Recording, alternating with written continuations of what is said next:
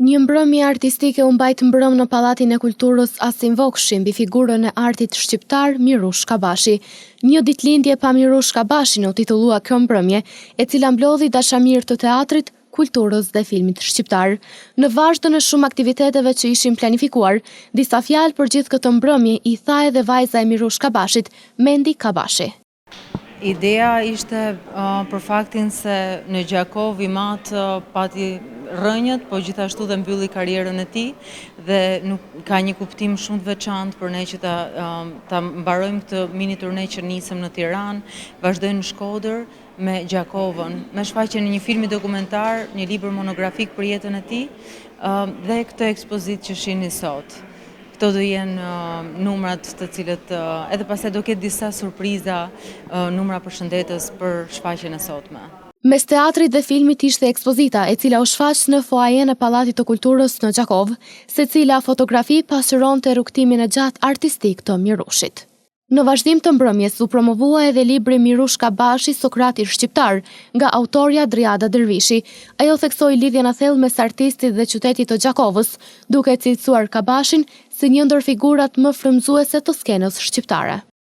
Është dyfish emocion dhe përgjegjësi prania sot në këtë sallë, ku duhet të thënë vjen si një epilog, dedikimi për gjithë atë që Gjakova përfaqësoi për Mirush Kabashin. Mbrëmja vazhdoi në teatrin Hadi Shehu me shfaqjen e dokumentarit 100 maska një shpirt, realizuar nga regjisori Eliodor Markja.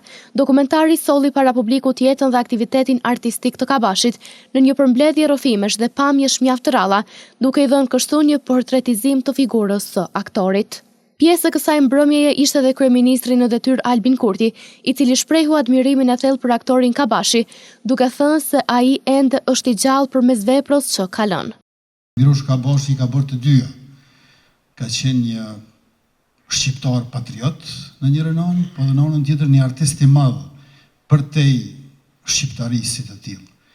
Dhe interpretimi i tij si Sokrati prej antikitetit thuse na rikthen këtë ndërlidhje të jetës së tij me përplot dallgë, mundime, tragjedi familjare dhe një shpirt i cili nuk jepet asnjëherë, saqë është i gjallë edhe sonte këtu midis nesh përmes veprës që e ka lënë dhe përmes trashëgimisë që do studiohet edhe për shumë vjet nga breza që do të vinë edhe pas nesh.